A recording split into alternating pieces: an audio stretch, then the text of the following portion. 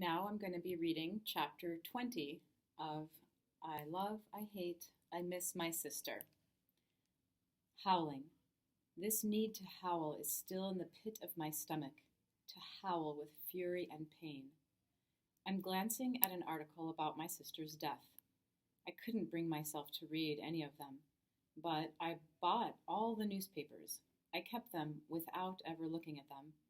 I've taken this one out of the drawer almost involuntarily. On one side is a picture of Jalila, the familiar school ID picture.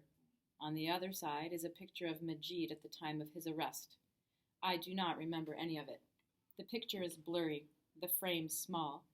His hoodie covers his head, so it's difficult to make out his face. He is handcuffed.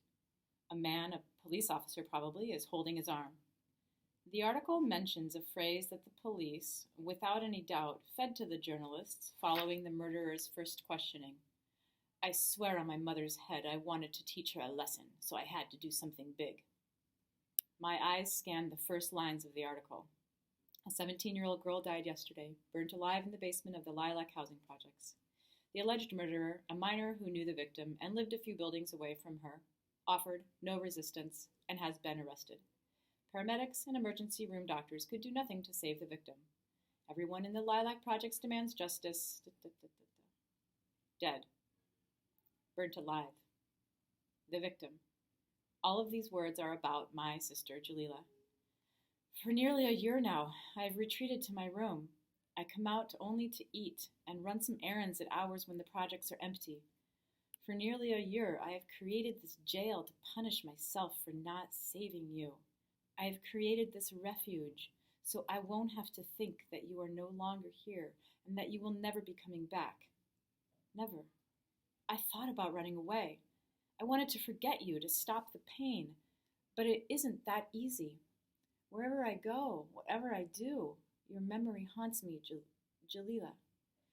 Today a ray of sunshine comes through my bedroom window, our bedroom window, and floods your comforter, just like on the day you died.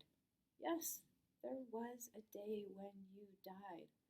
That day exists. You are dead. I close my eyes, trying to forget, but I cannot.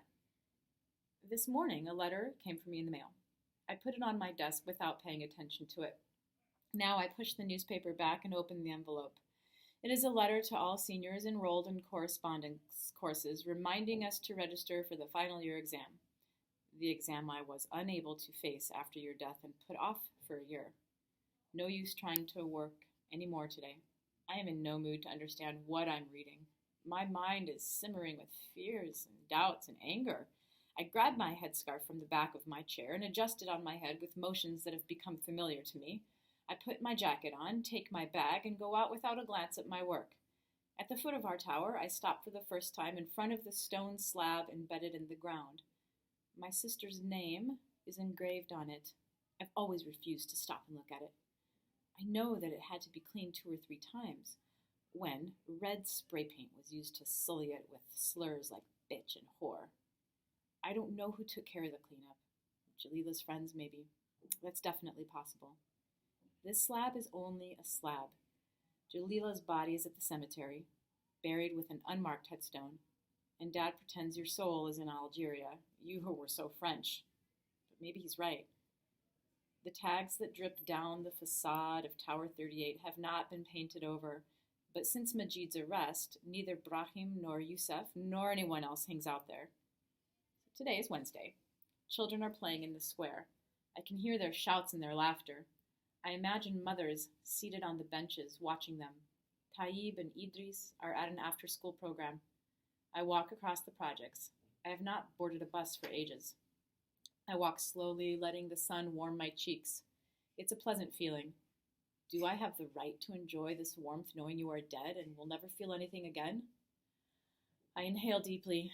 The air smells of dust and exhaust fumes, just like always. What I see first is your name.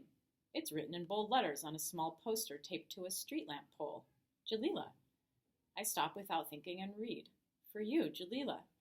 Wednesday, November 15th at 2:30 p.m. At the Community Center, 25 Rue de Portugal, discussion about the death of Jalila Ch, victim of violence in projects. Numerous people will talk. My watch says it's 3:10. The community center is 2 steps away at the end of the black-top alley. I can see the building, its metallic structure adorned with glass, modern and sleek. There's no hurry for me to register for exams. I can do that tomorrow or even next week. I don't know if it's curiosity, the desire to hear people talk about my sister, or an unhealthy motivation that pushes me in the direction of the center, but I am soon in front of its main door. I open it. In the hall, a woman behind a desk is writing in a large notebook. I go up to her. Excuse me? The woman raises her head. I'm looking for the room where the discussion about Jalila Chebli is taking place, I tell her. In the corridor, the first one, the blue door on your right. Thank you. But it started a while ago.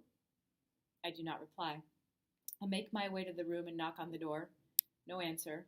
I can hear a woman's voice. I walk in noiselessly. Fortunately, the door opens at the rear of the room, so I'm not too conspicuous.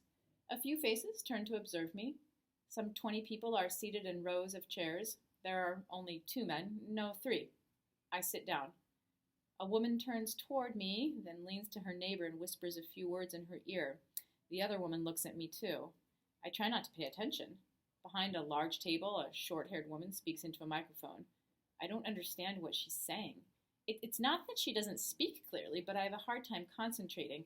I distinguish words like sociologist, uneasiness in the suburbs, and rise of Islam. I need to scratch my neck. I feel like I'm sweating, and yet it's pretty cold in the room. I breathe slowly and try to focus on the words of the speaker. People in the first row become agitated. There are whispers. Up at the microphone, the sociologist stops speaking. A tall woman gets up and comes toward me. Does she recognize me? Is she going to ask me to talk and give my opinion on the tragedy? No, it's not possible that anyone knows who I am. How could they recognize me? Was there a picture of me in the newspaper at the time of the funeral? Panic takes hold of me. I can't. I don't want to. And then the woman leans toward me. A young lady? Yes. We would like you to leave. I look straight at her, and my panic is gone. Why is she asking me to leave? You don't belong here. Our group fights for the liberty of women, for the defense of their free will, and for the abolition of a chauvinistic society. You disavow these values by accepting to wear the veil. I feel like shouting, not out of pain this time, but out of amusement at the irony. Of course! How did I forget? I can't participate in a debate that uses my sister as a symbol.